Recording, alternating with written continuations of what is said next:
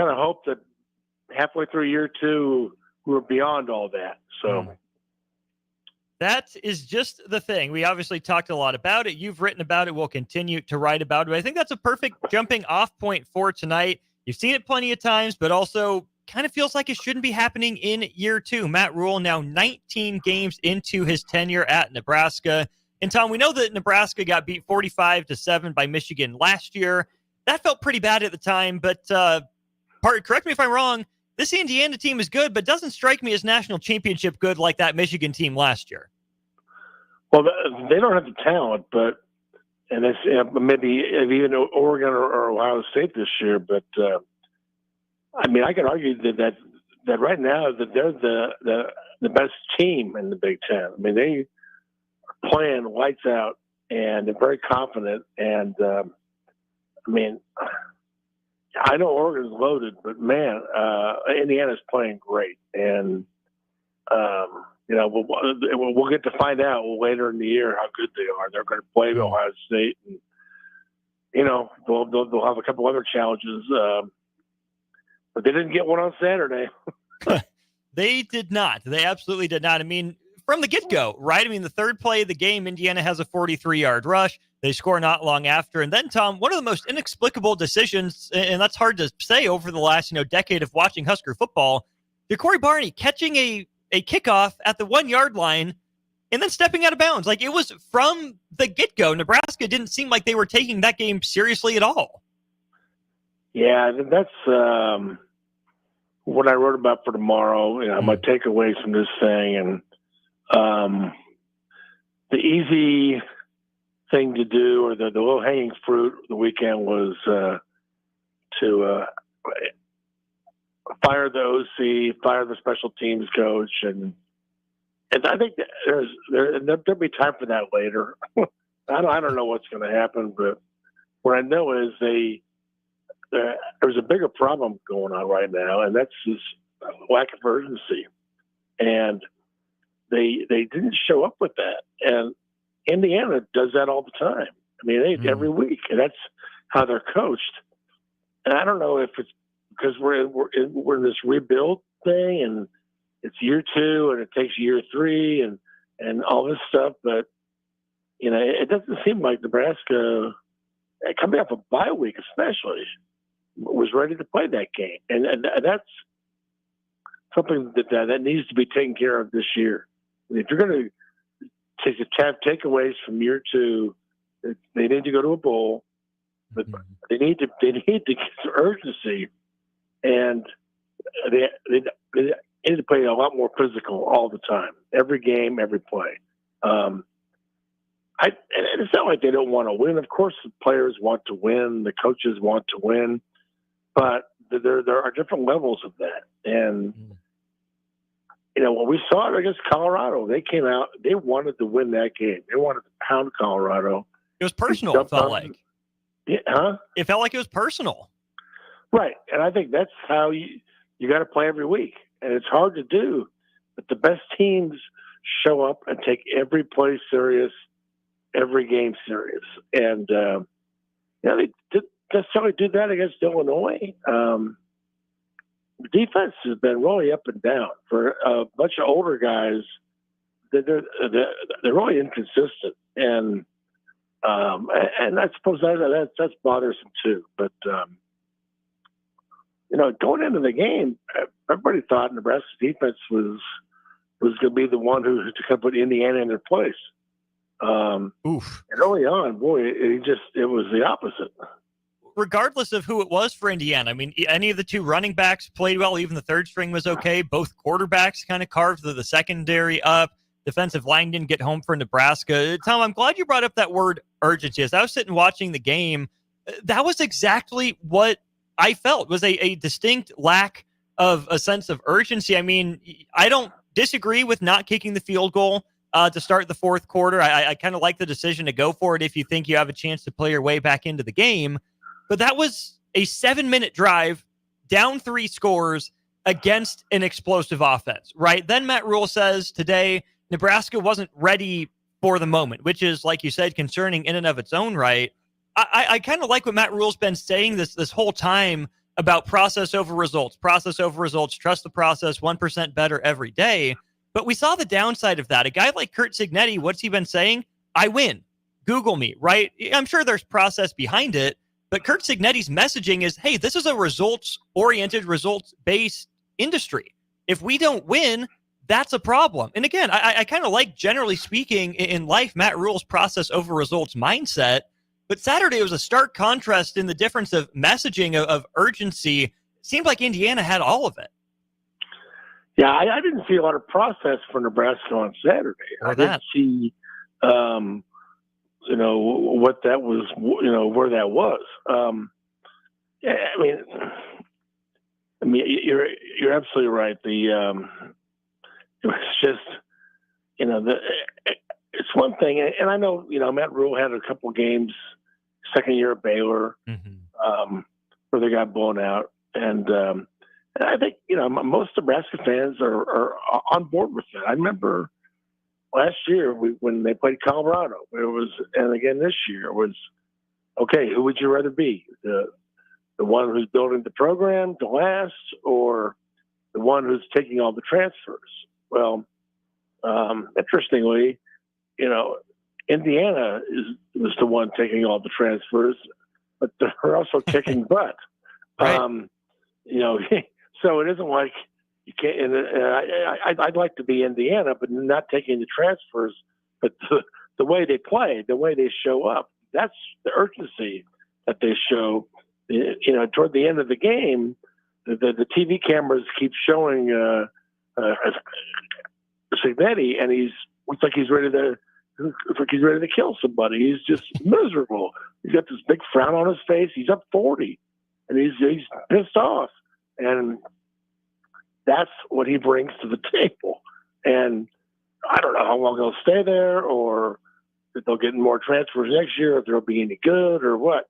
But what I know is that the way he coaches works, you have to have people buy into it, right? And he certainly brought up a lot of players from a lower level who all bought into it. And I miss him probably because they wanted to play. They wanted to win, but they followed him because they wanted to play. And maybe there's just a less of an entitlement at bringing guys up from James Madison, Ohio, and all those things. But so, will that work going forward for him? Yeah, well, I guess, it works for Saban. So, but I just think, Nebraska is in year two, and most people are okay with that sort of timetable, but they aren't okay with getting blown out like that and getting embarrassed. And that's not part of the deal. They care very much about the optics, not only of the score, but how their team looks, how their team plays, and how their team is coached. And you're right. The first thing I thought of with that special teams gaffe was, boy, they aren't ready. They didn't show up, because you don't do that. No matter if you're a true freshman or a sixth-year senior, it doesn't matter. You know better. You've been playing football for how long, and that's the first impression you leave? Yikes.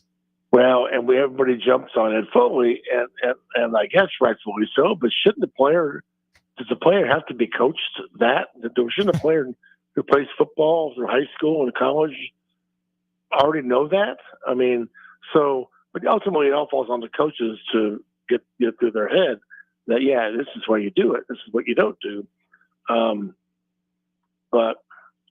So I just thought the coaching staff didn't appear ready to me. They appeared like they were expecting some other game, because the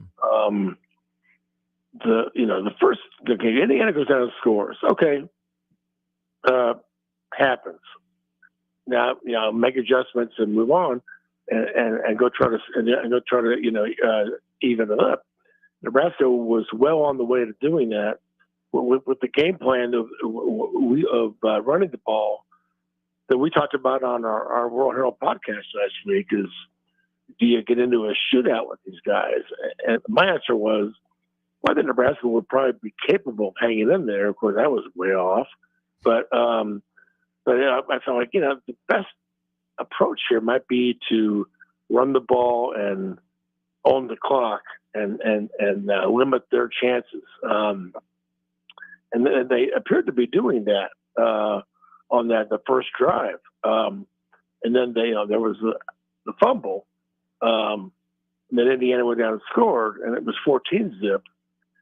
At that point on, I felt like Nebraska, I don't know if they panicked or they just felt like, well, we better start throwing, because they were down 14. And so I thought like they just kind of abandoned the whole thing. And they can't, it was way too early to do that. You're still in the game. Goodness knows, the old Husker fans know if you keep pounding on somebody 4 quarters, you're gonna break them down. So, and again, I don't know that Arula said he wants to be physical. He said last week it's hard to have a running game if you're not running all the time. I mean, he said that himself, and then they go to that on Saturday. They just went.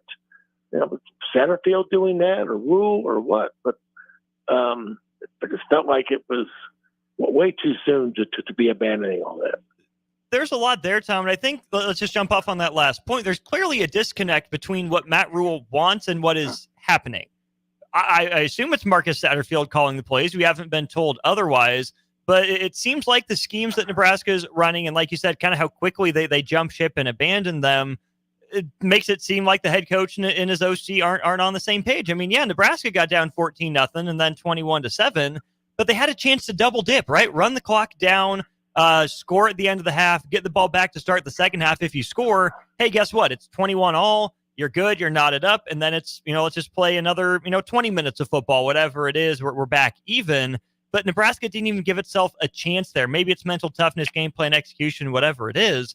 But I think some of fans' frustration that I've been able to glean over the last couple of days is that they almost don't care if Nebraska would lean into throwing the ball if it was working. But seeing Nebraska, throw the ball 44 times, yes, I get that they were trailing, but still having the messaging from the head coach be, we want 75 rushing yards in the fourth quarter. We want to be a physical team. We have to, run the ball to get good at running the ball. There's a disconnect there in the messaging and what we're seeing on the field, which leads me to believe there might be a messaging inside North Stadium as well. Well, the head coach needs to be in charge of that, and he needs to, and I don't know what's going on there, but you're right. And, Satterfield is not the guy to do that. He's not the guy. I mean, we asked him before the season about when you get in there toward the red zone, you got these bigger receivers. Are you still going to throw fades when you're down by the goal line? And he said, I throw fades all day. I love it. Now I say that against Purdue and Rutgers when they got inside the 5, they lined up and they went over right tackle and scored. So they have done that, but just to me, it just seems like an offense that's kind of lost right now. The receivers are not either not getting open or are not able to, or not being seen, but that they're not getting any targets or touches hardly. Top 2 guys. I feel like they don't stay with the run. Like, what is this offense? Well, what are they trying to do? Who do they want to be? And my feeling is you've got 5 games left. Go out the last 5 games, just line up and be physical on both sides of the ball. Make that the priority every game. Just go down that way. Go out swinging that way, and also stress urgency. If some players, he said today that they're being taught that in practice and they're doing the right things in practice, but they aren't showing up in games. Well, people want to fire the assistants. Sometimes you got to fire the players. And so, but you have to have depth, and they have more depth. But I feel like there needs to be some kind of punishment for not doing that stuff. So, um, I think, you know, I have to say, I picked Indiana to win, not by that score or that way. But I thought they would win. I didn't think Nebraska was going to win that game. I thought Indiana was just playing too well. And Nebraska had been a little up and down, and I didn't know the way their offense had been going lately and not really scoring a lot if they could hang in there with that run. So I thought it might be close. And plus, they couldn't kick a field goal. I figured Indiana was going to win this game. So part of me says, okay, let's not go crazy on this game or this week, and focus on the last four and try to get to a bowl game and see if you can go out to USC and win, or maybe knock out Wisconsin at home, or go to Iowa City and figure something out there. That'll be tough, but I think at this point, yeah, you want to win a bowl game. I mean, you want to go to a bowl game this year. You want to be able to say you did that. I think it's important right now to establish the way you play. And they haven't done that yet. They've done a better job this year of the physicality. They have been better there. But it's got to be an all-the-time thing. And like Will says, sometimes the offense you run is, it's hard to, I've heard old offensive linemen tell me, man, we used to pound every day in practice. We practiced running. We were physical every day. It's going to be a habit. It's something you do all the time. And I don't know that ever since Bill Callahan, they haven't, they've gone to these spreads and different, throwing offenses all the way through. Frost, Riley, Bo had, Tim Beck and all his deals, and they were very flashy.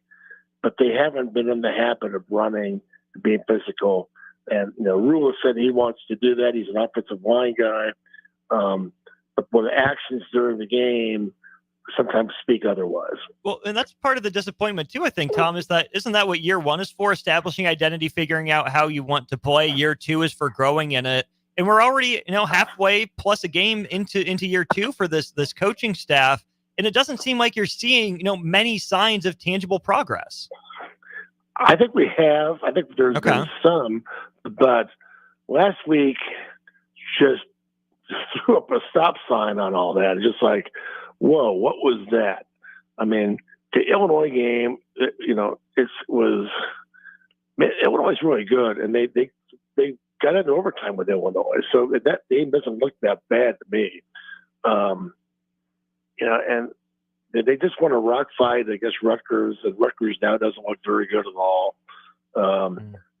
So maybe, but still, I think Nebraska has figured out a way to win these games at the end, in a lot of ways. So, and the way they looked against Colorado, everybody was on the bandwagon. So, but yeah, this thing just coming out of a bye week, looking like you weren't prepared, you weren't ready, you really didn't care as much. That's a step back. So I think there's still progress this year, but that now they have to kind of regroup and get back on track, toward the bowl game, toward that progress. And,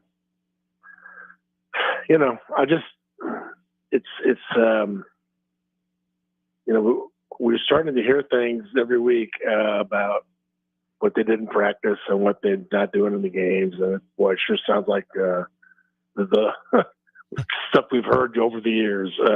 Something else we've heard over the years is that they wore the all-white surrender uniforms. I haven't heard you blame those yet, Tom. Come on. Well, I'm a uniform guy. I love uniforms. I think iconic helmets. I hate what Iowa State does, but apparently it does work for them. But they act like they hate their school colors because you never see them.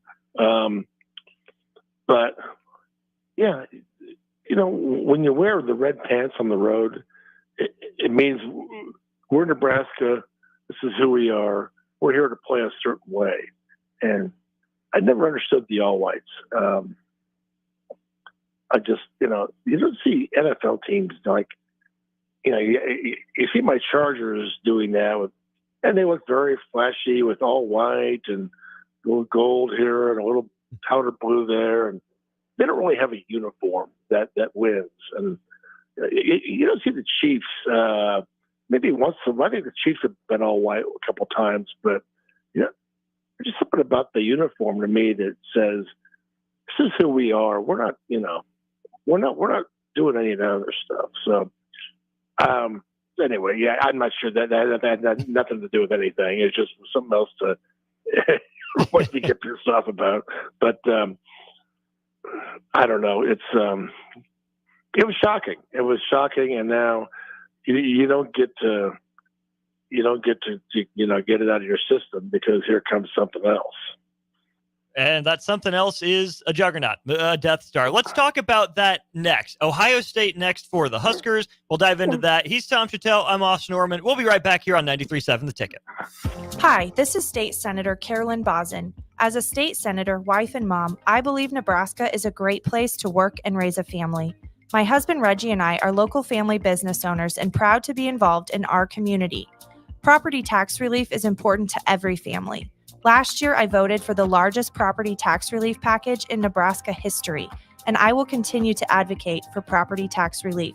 Vote Carolyn Bozin on November 5th. Paid for by Bozin for Legislature. If you're in Seward or Milford, listen up. Select Plumbing is now servicing your area with no trip charges from Lincoln. Select Plumbing works on a variety of issues for your home and business, including general plumbing, water heaters, faucet and fixture repair, underground sewer and water repairs, backflow testing, and more. Keep your property free from leaks and other issues. Call today for a free estimate, 402-560-6197. It's not just Lincoln, Waverly, and the surrounding area anymore. It's also Seward and Milford with no trip charges. Contact Select Plumbing to inquire at 402-560-6197. If you're not advertising your business on your vehicle, you're missing out on a lot of potential clients, and it's time to change that. Automotive Solutions excels in vinyl wraps and company IDs. They offer BG services with free warranties available, and they service all cars and diesel trucks too.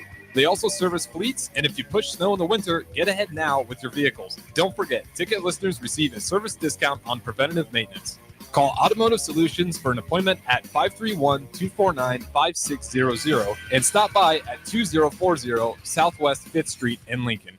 It takes hard work to make Nebraska the right place to raise a family, build a business, or grow a community. We're counting on working parents to make it happen, and they're counting on childcare professionals to have their backs. Employers and other contributors can earn up to $100,000 tax credit for strengthening childcare in our communities and state. Learn more at nebraskachildcaretaxcredit.org. Brought to you by First 5 Nebraska and Nebraska Children and Families Foundation and aired by the Nebraska Broadcasters Association and this station. Tailored Life is your headquarters for all things fall in Bennett. Make the short drive down Highway 2 for tons of items for your home, both indoors and outdoors. Check out their variety of potted trees, mums, and more. Plus, porch pots and landscape lighting to enhance the outside of your home. Don't forget their home goods for indoors, plus convenient drinks and snacks, most of which are produced locally. Visit Tailored Life today in Bennett and stay tuned to their Facebook page at Tailored Life 360 for food truck events coming up. Ever wish you had another light switch on the other side of the room on a dark night? How much better would you sleep at night if you had a ceiling fan in your room? The High Electric Service Department is here to make your electrical what-ifs a reality. Whether you're looking to replace some outdated light fixtures or brighten up your counters with under-cabinet lighting, High Electric can handle all types of residential electrical installations and services.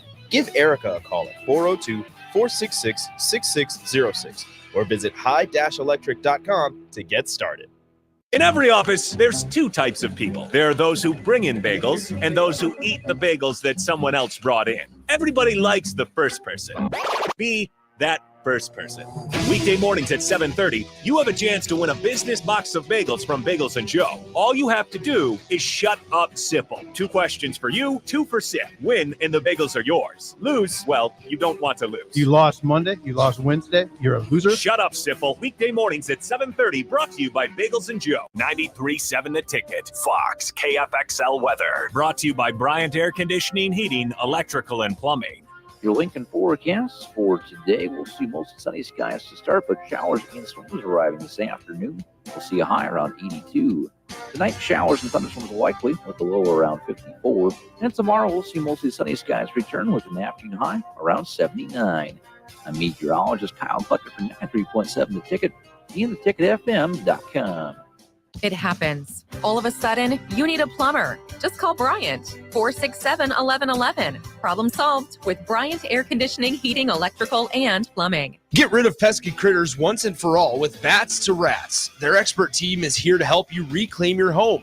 No more sleepless nights caused by crawling critters or flapping wings. Bats to Rats ensures a safe environment for every family member. Check the website at batstorats.com for amazing offers. And if you mention this ad, you'll receive $10 off your initial inspection cost. Call Bats to Rats today at 402-781-8691. That's 402-781-8691. Bats to Rats. Back to the Ticket weeknights on 93.7 The Ticket and theticketfm.com. We are back here. We are now on stream only as we got Monday Night Football going on here on the 93.7 The Ticket airwaves. We're on our Allo Fiber VIP line, joined by Tom Shatel of the Omaha World Herald. Tom, how about your Dodgers World Series against the Yankees? Yeah, it was about a couple weeks ago when the Padres had them on the ropes. I was like, well, another good year, regular season, but all the injuries to pitching, it's just, I thought they still should have won that series, but I was all prepared to say, here we go again, another year with fall short. And then, they had an excuse for the pitching, but then all of a sudden, here comes the pitching. Yeah. They had a bullpen game, and they had another game, I think it was Yamamoto, I guess, in Game 5 started, I think, but there was like, and then the bats have always been there, so that changed it. And I really think Ohtani has changed the dynamic of the Dodgers. He's that much of a dominating presence. He's that good, and he's at the top of the lineup. I mean, he like right out of the gate, here he comes, and he does things that nobody else can do. I think it changes the way you feel about yourself, and I think it has. So they're on a roll, and it's going to be a hell of a series. Sure, ought to be. When you look at Ohio State, Nebraska football's upcoming opponent, are they more Dodgers pre-championship, or are they more Yankees of college football? Well, I think you have to look at not just this season, and certainly Ohio State lost to Oregon, but Ohio State is Ohio State, and Rule today made a very good point that, players don't go there for the NIL. Sure, they have a great big pool of NIL at Ohio State, but he said players go there to win. That's what they do every year. And I think there's something to be said for that. And that's Ohtani was going to get paid no matter what, but he wanted to go. And the thing about the Dodgers is they make the playoffs every single year. So he knew he was going to be in the postseason if he went there. So I think Ohio State is a little bit like that. Georgia and Alabama, what is Alabama right now? That's a great question. Is Alabama still the number one, number two brand in college football, or did they fall off a little bit? Are they not that brand anymore? I mean, we've seen throughout history, Alabama has all the history, but sometimes they can hire the wrong coach. They don't do what they usually do, and they kind of get forgotten. I'm not forgetting about them. I'm not throwing them away, but I just think that's something to watch as we go forward here. But I think the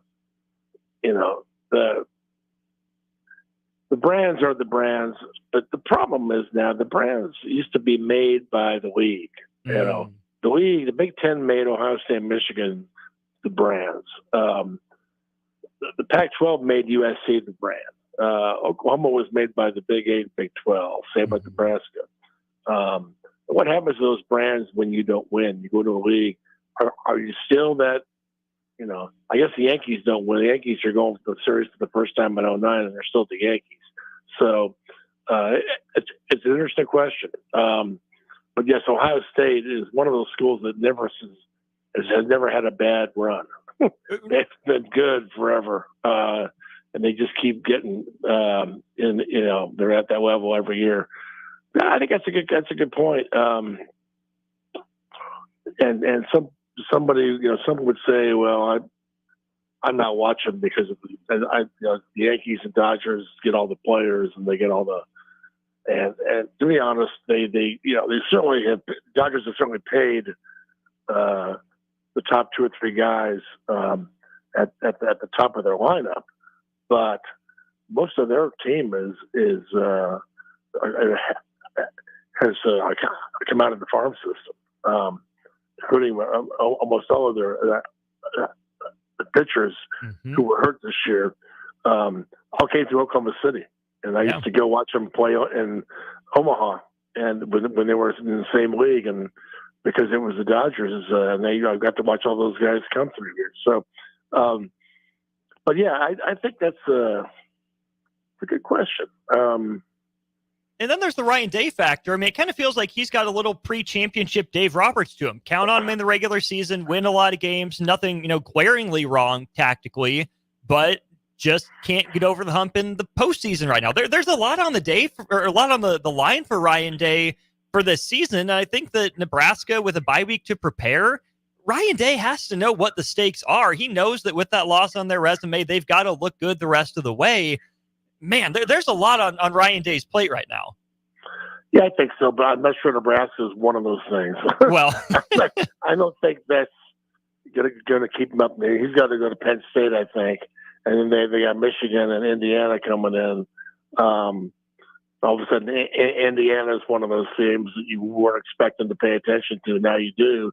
Ryan Day is. We talked about this before. He's a little bit like Osborne back in the day. I'm not saying he's going to go up and win 3 national titles, but you followed Urban Meyer. Again, that's not a good thing to do. You don't want to be. You want to be the guy who follows the legend, or who follows the guy.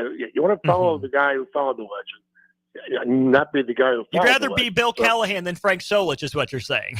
Well, although I'm not sure that's true. You're got to be Bill Callahan if you're the offensive line coach for Washington or somebody. But no, it's I think Ryan Day's fine. Besides this, Urban Meyer made the national title thing a real priority at Ohio State. For years, it was beat Michigan, go to the Rose Bowl, and whatever. Jim Tressel won a title. Got him up there. But I just feel like Urban Meyer became this guy who was transcended all that other stuff. And he was Darth Vader. He wanted to win it all every year. And so, yeah, you're following that. And so, but then you're also playing Michigan, and you're facing Michigan with Harbaugh, not only doing whatever they're doing off the side, but he's got the best quarterback and offensive line he's ever had there, and the best team. So, it became a deal where it kind of sucked to be Ryan Day for a while because you had these high standards to answer to, and you couldn't quite do it. But I'm not going to feel sorry for him because he's loaded, and he's got his mentor, Chip Kelly. Chip Kelly is the reason Ryan Day is where he is. So, but now he's working for Ryan Day, and so they've got that thing going. Will Howard is a guy that I liked at K-State, but he got beat out by Avery Johnson, and now he got to go to Ohio State. Well, how good is Will Howard? I think he's a good quarterback. I don't think he's great, but before you surround him with Ohio State, the playmakers, the speed, maybe he becomes something different. So I just watched Ohio State and Oregon. I don't know that team is going to beat Georgia, or it's going to beat. For a while, I thought Tennessee was. Now I'm not so sure. I'm not sure who is at the top. Texas. I mean, I still think Texas is one of the best teams. Losing to Georgia is no, no slight. There's no problem there. and they might get Georgia next time. But yeah, I think Ohio State's probably one of those that they could easily win the Big Ten and be one of the top four against the first round bye. So I don't know if I see that team winning the national title. So I think right now Ryan Day needs to be Michigan and make sure he's in Indianapolis, which will mean you got to go to Happy Valley and win. You lose that one, all of a sudden it might be Penn State, Oregon.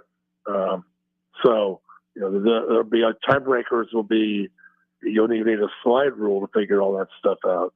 But they're going to be Ohio State. Oregon is going to be in the title game. It's either going to be against Ohio State or Penn State. So, sorry, did I forget somebody? Indiana. Oh, yeah, they're still undefeated and they're damn good. But their quarterback situation, they need to get him healthy. Hey, what do you know? Nebraska's impacting the college football playoff race, Tom. All it took was hitting a thumb. Well, and I stayed home. I didn't go, which was fine. If I'd had to climb the steps in that press box in Indiana. Evan's video looked brutal. I would have needed another knee replacement after that deal. But was able to stay home, watch that TV. And they showed the replay of that. He hit. It wasn't a helmet. He hit the Nebraska lineman's hand. He hit. He came in there and was trying to block the pass. He hit his hand. He hit quarterback's hand. So Rourke. So yeah, he's out for a while. They could go to Michigan State. I don't know that that's a tough game, but it certainly. We'll see with Indiana now. The old rat poison, as Signetti's buddy Saban calls it. That people start complimenting you and praising you, and you're in the top 12 or top 10, and you wait till the playoff rankings come out, and Indiana will be up there, and all of a sudden you kind of lose your chip a little bit. He has to fight against that, so we'll see. But Ohio State is not worried about Nebraska. They're worried about playing. They're one of these teams. We show up every week, and we try to play the same way, and we try to destroy everybody. We try to be physical with everybody and score a lot of points, and then let everything figure itself out. So I'm trying to get Nebraska to do that. They'll just show up every week and be physical and take every game the same way. So I'm not coaching the team though, but that's probably a good thing. Well, when you look at that, Tom, I think that's an important point to make. When you look at Ohio State, right, they have bigger aspirations at this point in the season than Nebraska does. Big Ten championship still on the table, and they control their own destiny. Going to Penn State, getting Indiana as well. I think it sets up best for Penn State, right? They get Ohio State at home. They win that game. They should be in. But Ohio State's not afraid of Penn State. They know that they own that team mentally, right? James Franklin's beat them, once in his career? Ohio State's not scared to go into a whiteout environment, and they're not scared of little old Indiana, no matter what their record is. And that step feels like it's a ways down the road, maybe for the team, and maybe even further for the fan base or media or people that are talking about these games all week, is that it's what does the other team do? What does Nebraska have to do to counter what the other team does? Not, hey, if Nebraska comes out and plays its best game, Nebraska's going to have a shot. It's been a while since we've been able to say that about a Husker football team. And that's what I want to see this year. I think it's absolutely imperative that happens as soon as possible. And again, they've been better at that. They did some things this year. They were 5-1 start, and they had got into a couple of fourth quarters. They had to make some plays, and they did. It didn't happen last year.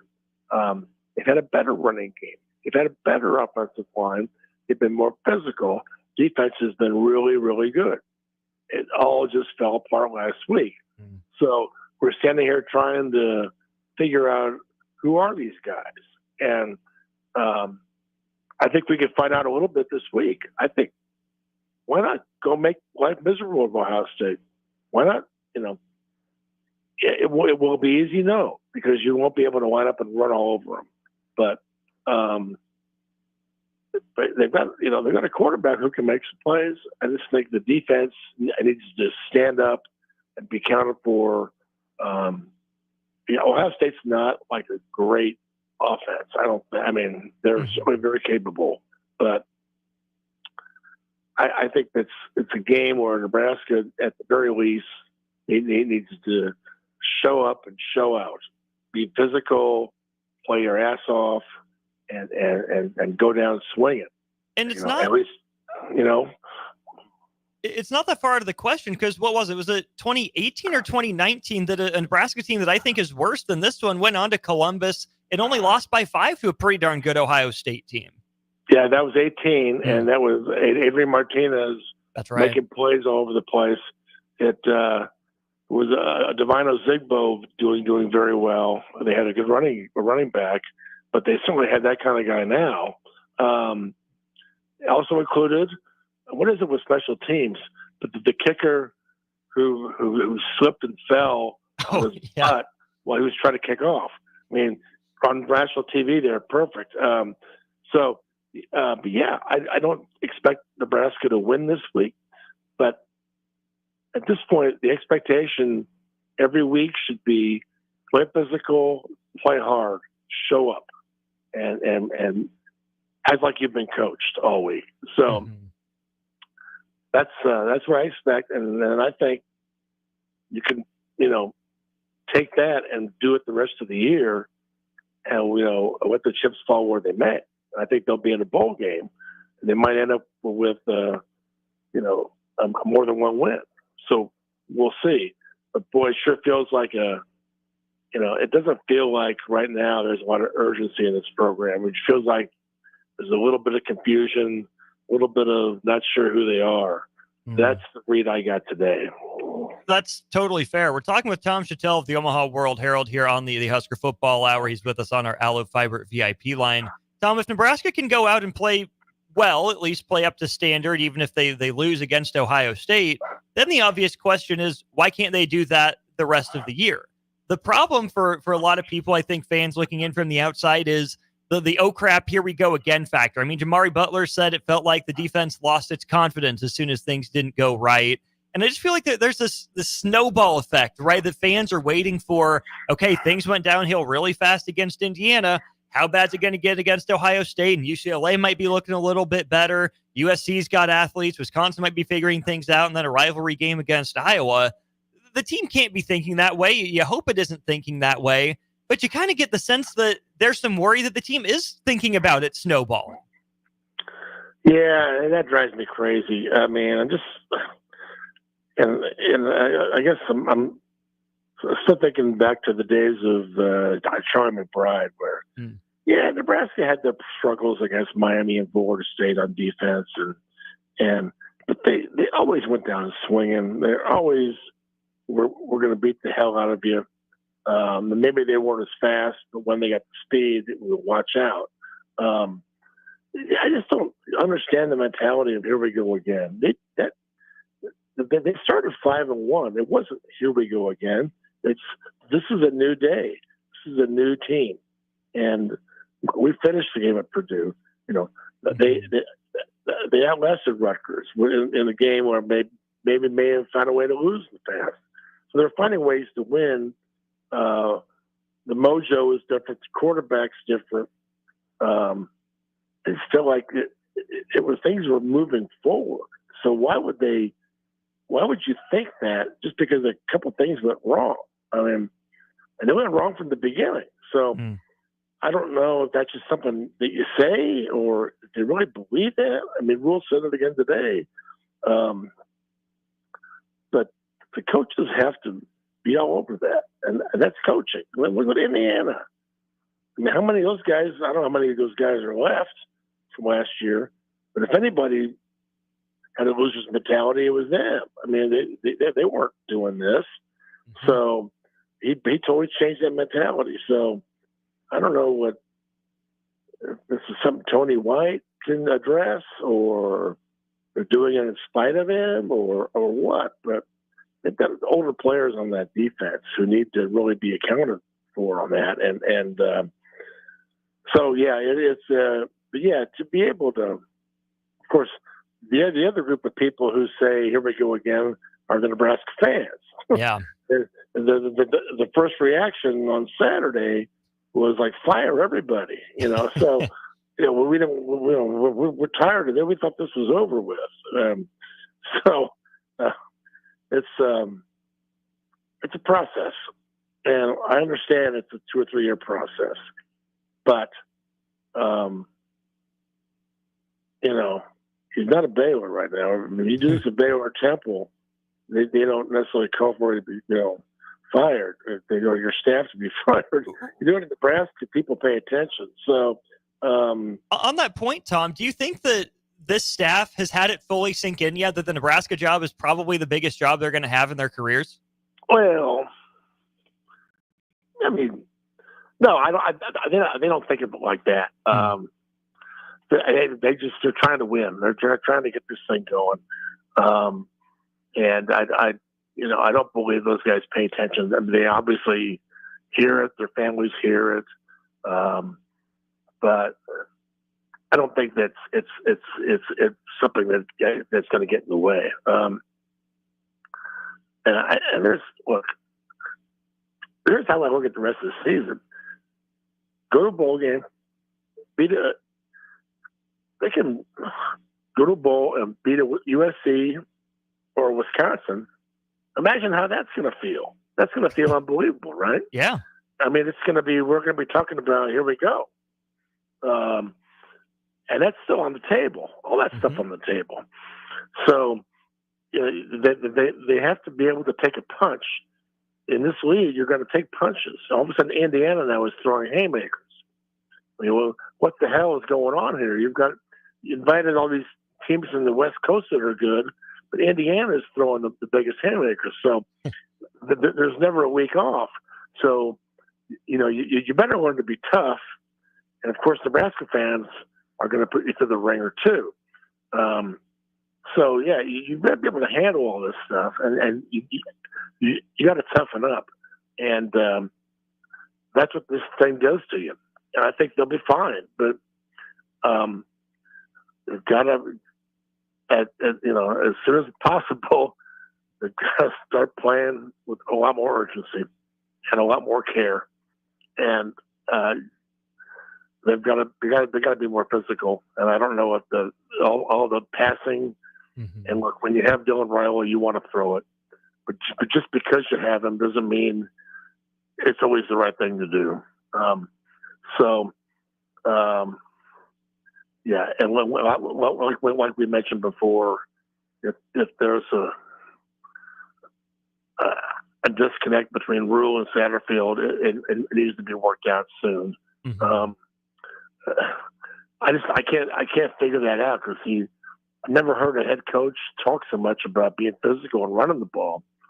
I mean, since like Solich or Osborne. I mean, he's said it more than anybody, and he's very passionate about it. Rule is, and just don't always see it. So. And I think it's interesting, too, Tom, when you compare what Matt Rule is saying, how he's going about it, to say, like, Fred Hoiberg, right? His team couldn't rebound most of the last couple of years. What did he do? He got to work, fix the problem. Was it perfect? No, but Fred Hoiberg didn't say, we're going to play our 5 tallest guys. They want to be the biggest team in the Big Ten. We want to be the most physical team in the Big Ten. Fred Hoiberg never said something like that. He just said, yeah, we got to get better at rebounding. We're going to work on it in practice. Guys have to go get the ball. And yeah, he ended up playing a little bit bigger lineup, right? He puts Josiah Alec in the starting lineup, moves Jamarcus Lawrence to the bench, but he stayed true to who he was, the system he wanted to run with the 5 out or the 4 around 1 quite a bit, without promising to become the most physical team in the Big Ten. Yeah, I think he learned quickly. And I know that they played defense at Iowa State but they were, I mean, he wanted to play a certain way when he got here with certain players. And, and I was told that, the top assistant, Abdul Nasser, was in charge of, I guess, getting the groceries. He's the guy to go out to get the players.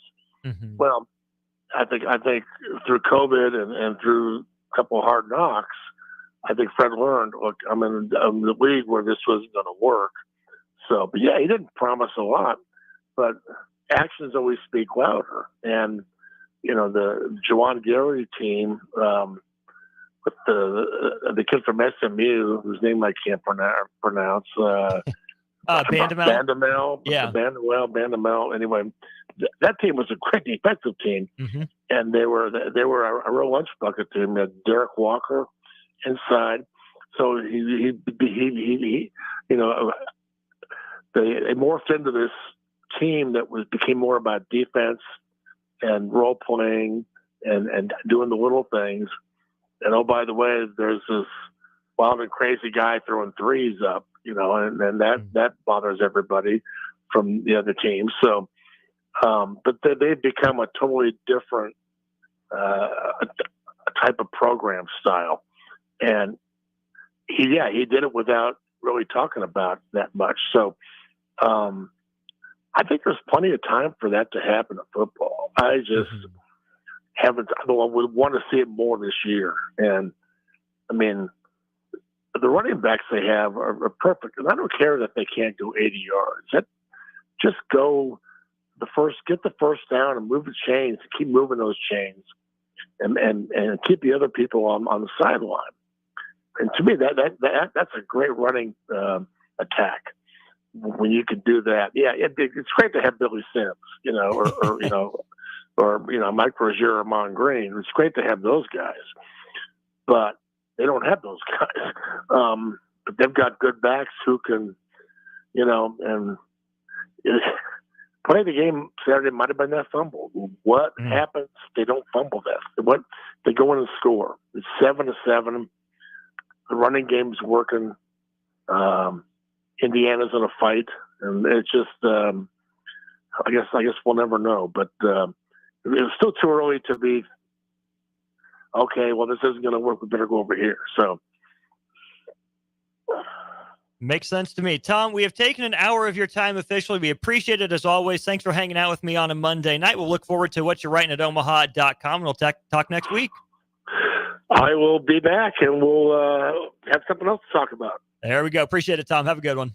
See ya. That's Tom Shatel, lead sports columnist of the Omaha World Herald. He has joined us on our VIP line, as always, brought to you by our friends at Aloe Fiberts, where they understand the importance of exceptional service with local heart. That'll do it for me.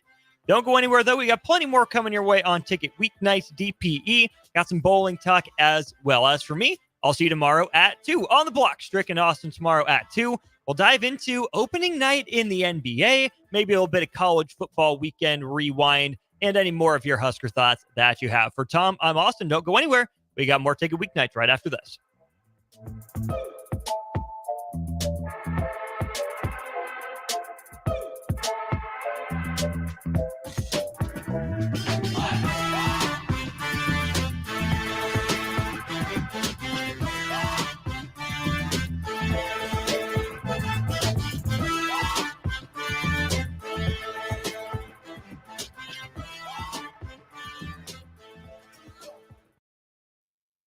It's the fall sports season, and that means that the school year is back in session and you're planning road trips for Nebraska football games and following your kids around to their different events. Stop